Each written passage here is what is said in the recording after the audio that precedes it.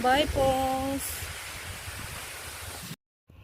Tapos na kaming umakyat sa bundok mga loads. Kaya, let's go to the car. Kainan time. She's Park pala itong pinuntahan namin guys. Yung una naming pinuntahan. Kaya nagutom kami dahil sa kakakit namin sa bundok. The tower is a historical monument built in 1915 as part of a defense network for Corfacan. Hikers can follow a well-marked trail that zigzags up to 395 meters summit with panoramic views. This trail is often referred to as a beginner hike. However, be sure to take plenty of water guys and snacks. Wear shoes suitable for rocky terrain. The trail has constant ascent until you make it to its two summits. As well as no areas of shade. With the right preparation you'll be crushing along this trail in no time.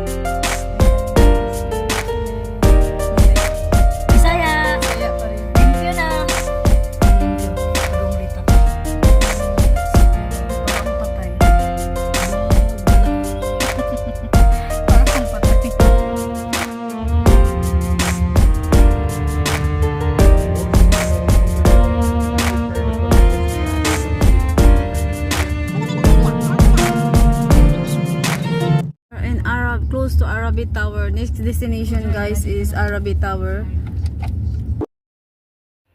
This way to Al Rabi Tower guys, up in the sky. Let's go! Let's rock and roll in the up. In Al Rabi Tower guys, it's friendly, kid friendly, cultural, sunrise, water feature, viewpoints like that. That's why it's very nice. And also it's overlooking the once sleepy coastal town of Corpacan. The Arabi Tower and its trail gives you a stunning view of what the city has to offer along the bay below. Shark Islands, Pirates Cove, the Coliseum, and All Shatter's house. Yeah, that's it. It's built on 1915. See guys, look at the view. We didn't feel sunny. It's windy guys in the skies. It's very nice. You can see everything in the up. That's Arabi Tower. It's like Rapunzel house. The one in the movie. Oh, look at the view. The view of the barko. Barko. Ano bang English na? The ship. Yan, the Arabi Tower guys. It's closed. We cannot get in inside. What's the whole of that? But anyway guys, thank you for subscribe, like, and comment. God bless everyone. And let's move to next destination guys, to Shark Islands. Sa aming pagbibiyahe guys, ang dami palang bahay dito. Paano na lang yung mga kabayan natin na nagtatrabaho dito, ang layo nila sa city guys. Maraming ang tahimik dito, napaka-peaceful yung buhay dito sa Corpacan. Alam nyo na kung baka ma-deploy kayo dito sa Corpacan, ito yung pinakamagandang tourist spot destination sa United Arab Emirates. Maganda dito, kaso nga lang malayo sa city. God bless. At sigurado ako at napag-isip-isipan ko, malulungkot talaga yung buhay mo dito. Sa unang mo dito tira. Kasi Wala masyadong mga tao, nasa loob lang ng bahay, sobrang tahimik ng kapaligiran. Kung gusto mo ng tahimik na buhay, dito ka po titira. Yun na guys, pupunta na kami sa Shark Islands. Ang lakas ng alon guys. Masuka-suka na po ako dyan. Lakas, hinihila yung bangka papunta sa amin kasi nakasapatos, nakasandals, ako naka-dress, oh my god, dapat naka-shirt pa na ako dyan 'di ba? Buki-buki lang kayo sa katanan. Wala sa plano ang aming pagpunta guys sa Shark Islands. Nagdagdag lang kami ng 50 dirhams para lang makapunta dito. Meron pa kaming hindi na, lahat ata napuntahan na namin na lahat ng destination. Hoy! Hoy! Ano na nila oh? Wait! Wait! Wait! Wait! Sa loob ng bangka, excited na kaming pupunta sa Shark Islands. Diba?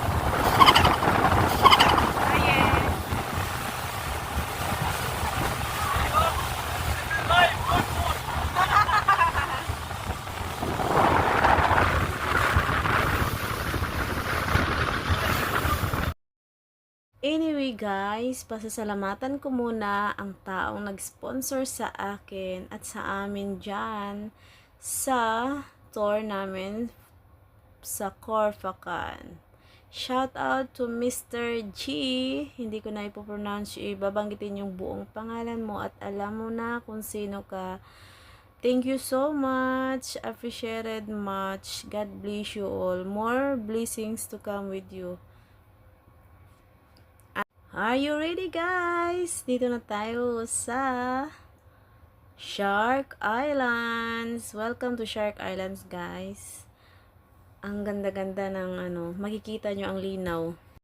Ang linaw ng karagatan po dyan. Ayun si Yen, nagde-drive. Nagde-try siya mag-drive ng Sige Yen, go lang Yen. At saka si Isabel nagde-drive dyan. Sinubukan ko rin ito ngayon guys. Wala talaga.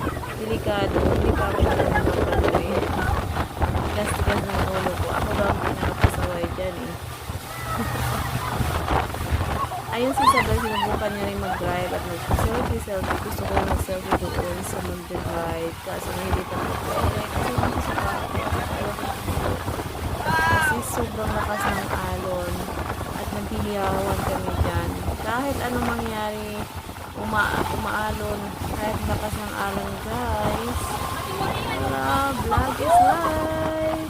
Reels is life. Ganun talaga ang buhay. Kailangan natin magsikap para sa reels. Grace buhay. Kita mo kanti. Ayun na guys. Palapit na tayo sa katipuhanan. Kita na natin yung shark na sinasabi nila. Kasi nga ba yung shark na yun? Ba't hindi ko pa nakikita? Wala pa niya. Baka natatakot na sa amin dahil hindi kami pa nabibig. Amoy dagat na ho kami. Ayan yung mga kasama namin dyan. Yung mga kasama namin dyan, yung mga driver. Yung driver namin sa private car. At saka yung mga nagda-drive sa mga yung mga swimmer. Yung mga nagda-drive dyan sa bangka. Diba? Islands guys is a popular spot for snorkeling and diving. And also it's not dangerous. Shark Islands in Corfacan is named after the black-tip reef sharks that are commonly found in the surrounding waters, especially during the colder months from November to April. Really? These sharks are not known to be aggressive towards humans, and their presence is a draw for snorkelers and divers. My God, there's a real sharks, guys. On November to April. Let's go there, guys. But it's not dangerous. Oh, I'm so excited. In summertime, there's no shark. Wow. That's why it's called Shark Islands. Amazing. This is a tourist spot destination, guys. Ayon sa history nila, guys, here's a more detailed explanation. Blacktip rape sharks. The island's name is directly linked to the blacktip rape sharks that frequent the area. And also, guys, is not dangerous. While the name might sound intimidating, the sharks are generally harmless to humans and are more likely to swim away than approach. Ang ganda, guys, oh. And best viewing time is the best time to spot the blacktip rape sharks is typically between November and April. Guys, remember, November and April, there's a shark there. When they are more frequently seen near the island's eastern side. Oh, let's go there, guys. Now we're going back to the finish line. Done na po kami, guys. Haggard na. Haggard. Hindi natin nagawa yung ano. Yung... Dapat dito yun, oh. Dito.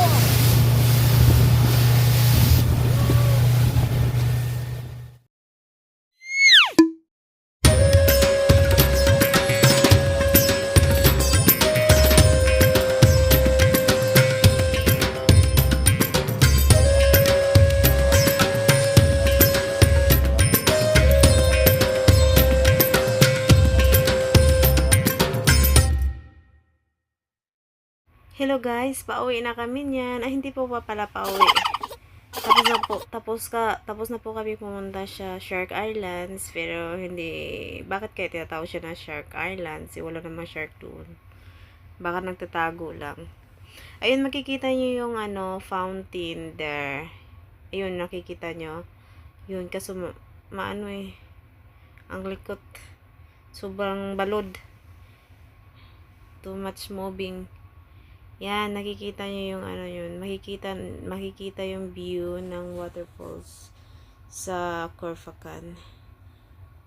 Very nice. It's a tourist destination, guys. That is our next destination. I know, guys, the next destination, Corfacan, the waterfalls, the one in the screen. I put it, guys. Yes. That's our next destination after this video, guys. Thank you for watching, guys. God bless everyone. Hope you like it. Please comment down below if you don't like. I'm from Bohol, Philippines. I am Bisaya and Tagalog. I can speak